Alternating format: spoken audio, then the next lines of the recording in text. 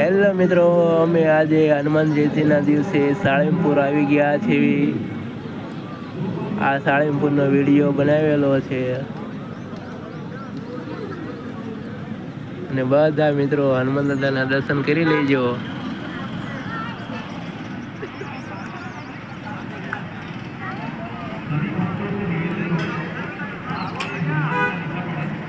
આજ હનુમાન જયંતિના દિવસે સાળંગપુર આવી ગયા છીએ.